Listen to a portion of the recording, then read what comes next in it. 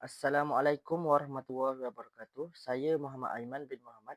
Nombor matrik P147-858 akan mendemonstrasikan rancangan pengajaran harian RPH saya untuk subjek pengajaran mikro dan makro. Okey, kita pergi kepada yang pertama iaitu mata pelajaran Bahasa Melayu, tarikh dan hari 5 Mei 2025 pada hari Isnin, tahun 2 sekolah rendah. Bilangan murid seramai 25 murid, masa daripada 8 pagi sehingga 9 pagi. Tema kebersihan dan kesihatan, tajuk jadikan amalan. Kemahiran fokus tata bahasa. Murid memahami, mengenal pasti dan menggunakan kata hubung dalam ayat yang sesuai dengan konteks. Standard kandungan yang terdapat di dalam DSKP. Yang pertama, memahami fungsi dan menggunakan golongan kata mengikut konteks.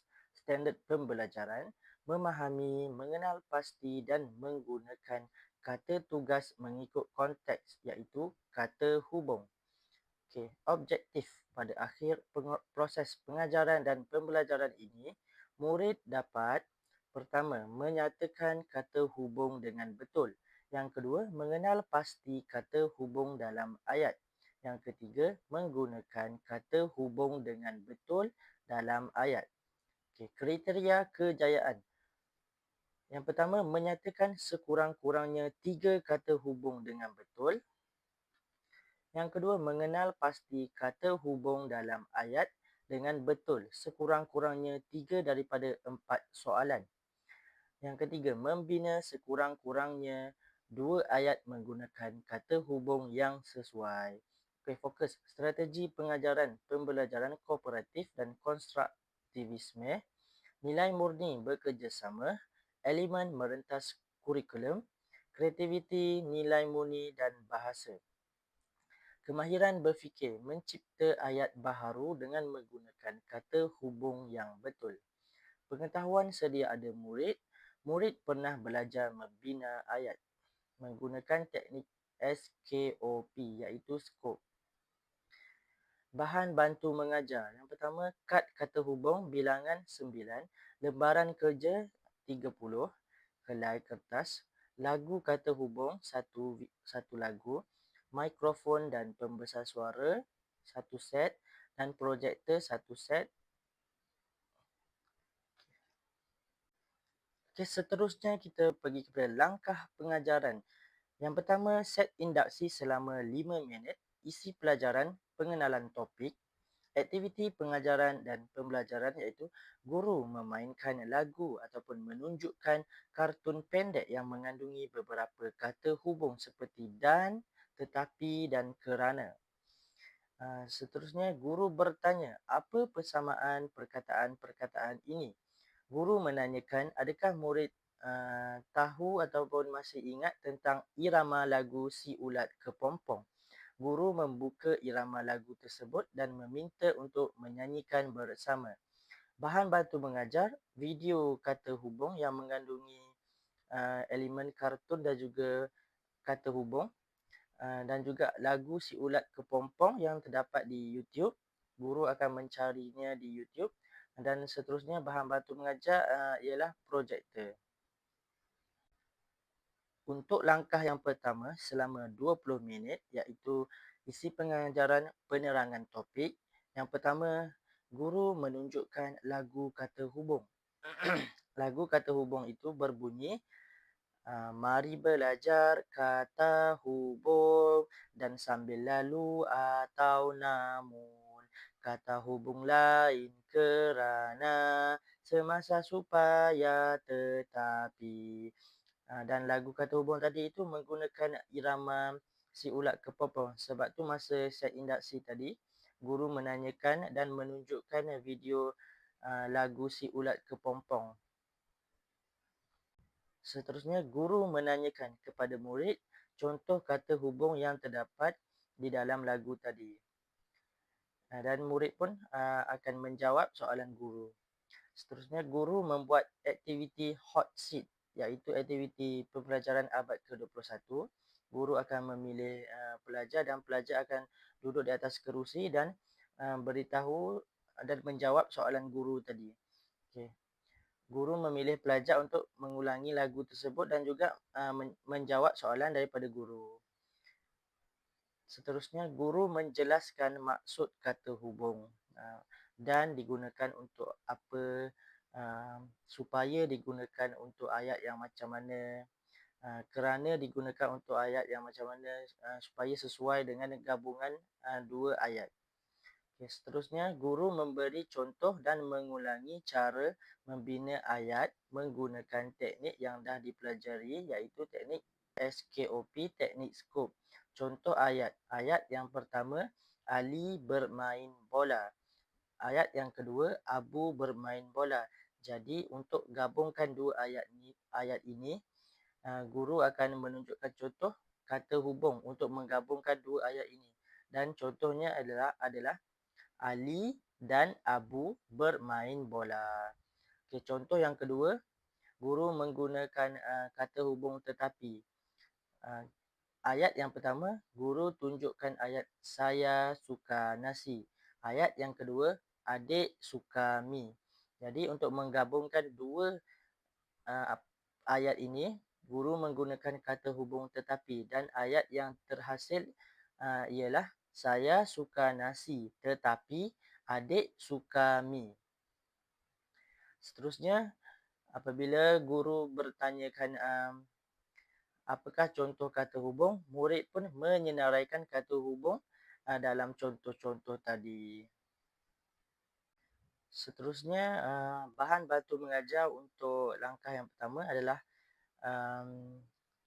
lagu kata hubung yang mengandungi animasi, lagu kata hubung yang mengandungi audio sahaja untuk latihan pengukuhan murid untuk mengingat lagu tersebut. Seterusnya, teknik skop yang dah dipelajari pada kelas yang lepas. Seterusnya, untuk langkah yang kedua selama 15 minit, iaitu aktiviti berkumpulan. Murid dibahagikan kepada kumpulan kecil, iaitu seramai 3 orang. Guru mengedarkan kad ayat dan kad perkataan. Murid perlu padankan kad perkataan. Kad perkataan itu adalah kata hubunglah pada tempat kosong dalam ayat. Contoh ayat yang guru edarkan, kad perkataan tu, saya suka membaca, lepas tu tempat kosong menulis. Jadi murid perlu padankan kata hubung yang sesuai untuk ayat tadi. Contohnya, saya suka membaca dan menulis. Sebelum memulakan aktiviti kumpulan tadi, guru akan menerangkan arahan kepada murid. Seterusnya, guru akan memantau murid dari masa ke semasa di dalam kelas ketika menjalankan aktiviti berkumpulan. Guru memberikan masa selama 5 minit untuk menyelesaikan aktiviti kumpulan. Seterusnya, guru meminta murid membentangkan ayat dan kad kata hubung di dalam kumpulan di hadapan kelas menggunakan aktiviti hot seat juga. Bahan bantu mengajar untuk langkah yang kedua adalah kad perkataan yang mengandungi ayat dan juga kad kata hubung yang mengandungi 9 kata hubung yang terdapat di dalam lagu yang mereka pelajari ketika langkah 1 tadi. Untuk langkah yang ketiga selama 15 minit, iaitu latihan individu, apabila murid setelah selesai aktiviti kumpulan dan membentangkan hasil masing-masing, guru akan meminta murid duduk di tempat masing-masing. Seterusnya, guru mengedarkan lembaran kerja kepada murid untuk latihan pengukuhan dan latihan individu. Sebelum memulakan latihan, guru menerangkan arahan kepada murid untuk membuat lembaran kerja. Bahan bantu mengajar yang digunakan untuk langkah yang ketiga ini iaitu lembaran kerja untuk latihan individu sebagai pengukuhan kendiri. Lembaran kerja ini terbahagi kepada dua bahagian, iaitu bahagian A dan juga bahagian B. Bahagian A merupakan isi tempat kosong dengan kata hubung yang sesuai. Contoh soalan, Ali tempat kosong Abu bermain bola. Jadi pelajar akan mengisi tempat kosong dengan kata hubung yang sesuai. Untuk bahagian B, terdapat kata hubung dan murid perlu membina sekurang-kurangnya 2 ayat baharu menggunakan kata hubung yang diberikan. Dan sepanjang latihan individu ini, guru akan membimbing dan memantau pelajar dari masa ke semasa. Akhir sekali untuk penutup selama 5 minit, iaitu kesimpulan topik. Guru ulang semula maksud kata hubung dan nyanyian lagu kata hubung. Seterusnya memberi pujian kepada murid. Seterusnya guru menanyakan kepada murid, apakah kata hubung yang dipelajari hari ini. Dan sebelum kelas berakhir, guru memberikan tugasan untuk latihan kendiri dan pengukuhan. Dan sebelum guru meninggalkan kelas, guru menerangkan arahan tugasan itu supaya murid lebih faham tentang tugasan untuk dijadikan sebagai kerja rumah. Untuk bahan bantu mengajar ini, guru menggunakan projektor dan juga set pembesar suara dan juga mikrofon. Refleksi guru. Kekuatan guru berjaya menarik perhatian murid melalui penggunaan bahan bantu mengajar yang interaktif seperti kad gambar, tayangan multimedia dan juga nyanyian lagu yang menarik. Yang kedua, aktiviti dijalankan secara berpusatkan murid dan berjaya merangsang penglibatan aktif melalui kerja kumpulan dan aktiviti hands-on. Penyoalan guru berkesan dalam mencungkil idea murid dan menggalakkan murid berfikir secara kritis. Kekurangan, pengurangan masa kurang optimum. Aktiviti individu tidak sempat dibincangkan secara menyeluruh dalam kelas. Murid sederhana dan lemah memerlukan bimbingan lanjut untuk membina ayat dengan penggunaan kata hubung yang betul.